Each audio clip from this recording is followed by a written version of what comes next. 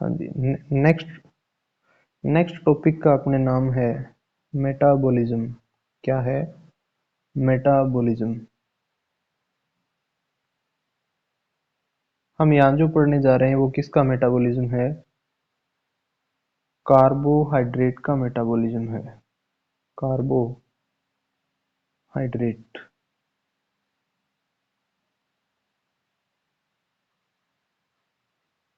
का मेटाबॉलिज्म है।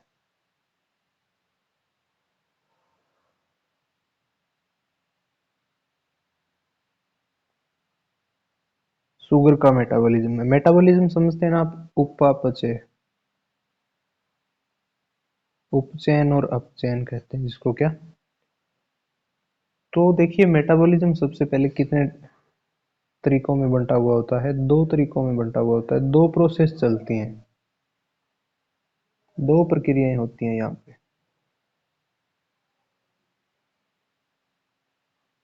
कौन कौन सी? एक होता है कैटाबॉलिज्म और दूसरा होता है एनाबॉलिज्म। क्या होता है? एनाबॉलिज्म। कैटाबॉलिज्म में चीजें क्या होती हैं? कैटालाइसिस होता है, टूटती है। ठीक। एनाबॉलिज्म में एनालाइज होती हैं चीजें, यानी बनती हैं यहाँ पे। ठीक है। या कोई चीज बड़ी बनती है, यहाँ पे क्या होती है? टूटती है। तो टूटती है तो ऑब्वियस सी बात है, बड़ी से छोटी होगी। क्या बड़ी से छोटी होगी, क्या कह रहे हो आप? तो इधर देखिए क्या अंतर होगा इनमें। यहाँ कोई बड़ी चीज है, सपोज ये चीज है।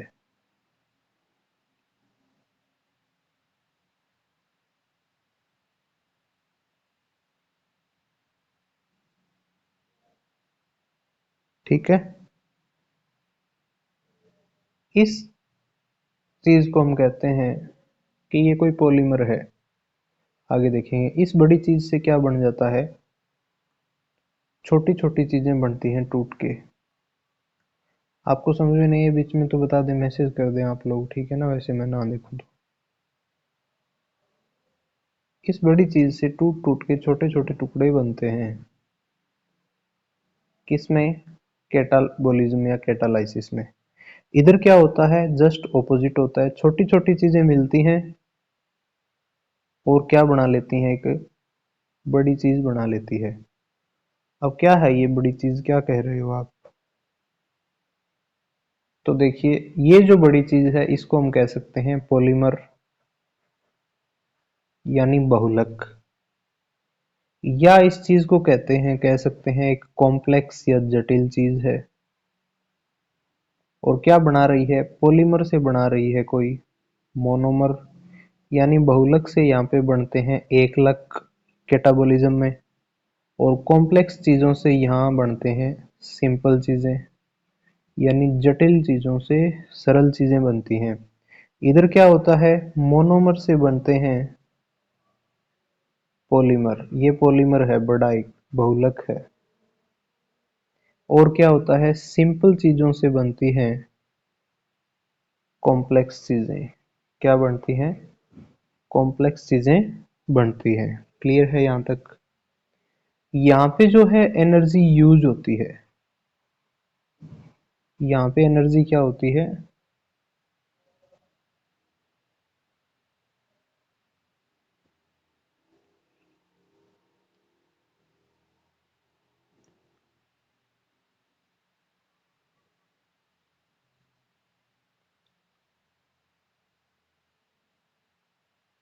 सॉरी, एनर्जी रिलीज होती है। और यहाँ पे एनर्जी की क्या होती है? रिक्वायर्ड होती है। एनर्जी रिक्वायर होती है, जरूरत होती है। क्योंकि देखिए बड़ी चीज है, उसको आप छोटा कर देंगे, बिखेर देंगे तो एनर्जी रिलीज होगी, एनर्जी निकलेगी। अगर आप छोटी छोटी चीजों से बड़ी चीज बनाएंगे तो एनर्जी लगेगी। जैसे सपोज आपके पास क्या है, 100 रुपए हैं, उस 100 रुपये को आप खर्च करेंगे तो एनर्जी रिलीज होगी। 100 रुपये से एनर्जी आएगी और उससे आप कुछ खरीद लेंगे, वो एनर्जी है। आप 100 रुपये कमा रहे हैं, तब आपको क्या करना पड़ रहा है, छोटे छोटे काम करके 100 रुपये बनाने पड़ रहे हैं, तो एनर्जी की रिक्वायरमेंट है, वहां पे एनर्जी की जरूरत है, सीधी सी बात है। क्लियर है। फिर आगे एक आता है डेल्टा जी नाम की कोई चीज आती है।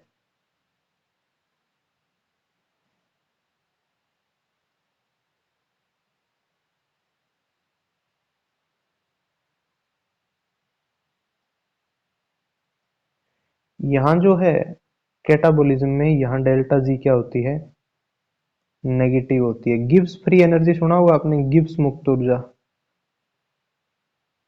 Delta G. यहाँ डेल्टा जी का मान होता है नेगेटिव में, ऋणात्मक होता है। ठीक है। जबकि यहाँ डेल्टा जी क्या होती है आगे जाके, पॉजिटिव होती है। डेल्टा जी पॉजिटिव होती है। आपने जब भी सुना होगा तो अगर डेल्टा जी नेगेटिव होती है ना, तो अभिक्रिया क्या हो जाती है, ज्यादातर स्पॉन्टेनियस हो जाती है, स्वतः होती है अभिक्रिया, स्वतः होती है।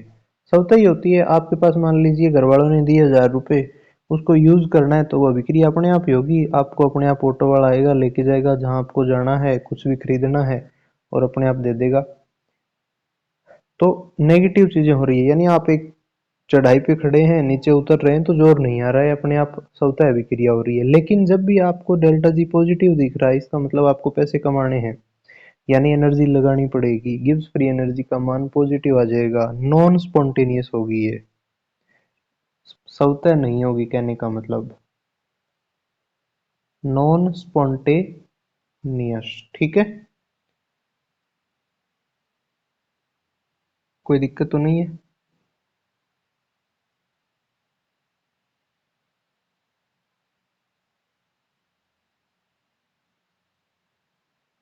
अब देखिए यहाँ जो एनर्जी होगी,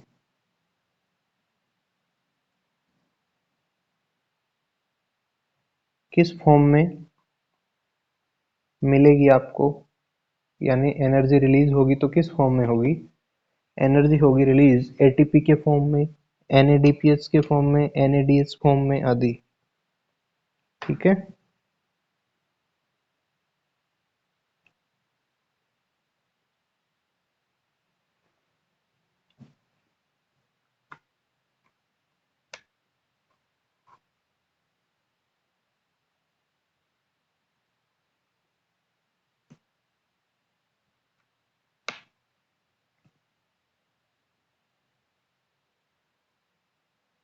इसके अंदर एनर्जी जो है एटीपी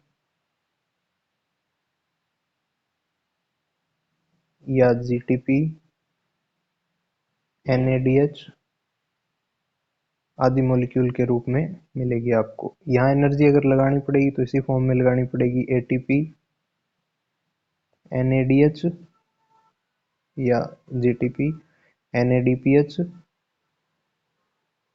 आदि के रूप में यूज होगी एनर्जी। ठीक है, यूज्ड।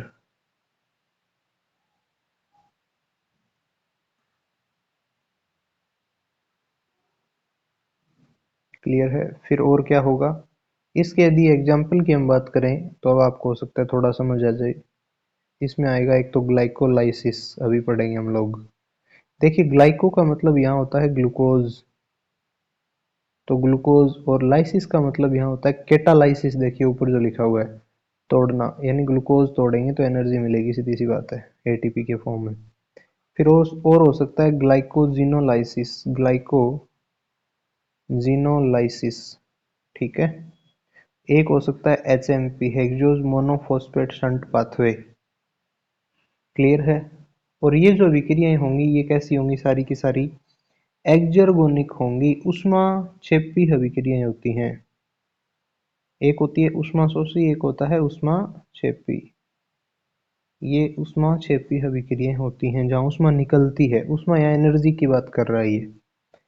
इसके उदाहरण की यदि बात करें एनाबॉलिक पाथवे में, तो क्या होगा, सिंथेसिस होता है यहाँ पे। तो यहाँ होगा एक तो ग्लाइकोजिनेसिस, ग्लाइकोजिनेसिस, ग्लाइकोजिनेसिस यानी यहाँ ग्लाइकोजन के लिए है ग्लाइकोजन और जीनेसिस यानी सिंथेसिस, ग्लाइकोजन का सिंथेसिस करना। एक हो सकता है, सॉरी, होगा ग्लूकोनियोजिनेसिस, ग्लूकोनियोजिनेसिस। यहाँ ग्लूको का मतलब ग्लूकोज है, नियो का मतलब यानी क्या है, अमाइनो एसिड आदि से है, यानी जो कार्बोहाइड्रेट ना हो, और जेनेसिस का मतलब या निर्माण या सिंथेसिस है। और क्या हो सकता है, एक होगा कोरिसाइकिल, कोरिसाइकिल भी एनाबॉलिक पाथवे का एग्जाम्पल होता है। ये सारी की सारी अभिक्रियाएं जो होंगी कैसी होंगी, इनमें एंडरगोनिक होंगी, उष्मा शोषी अभिक्रिया होगी, उष्मा शोषी अभिक्रियाएं होती हैं। क्लियर है बात यहाँ तक? तो ये हो गया इसका मेटाबॉलिज्म की बात, ठीक है।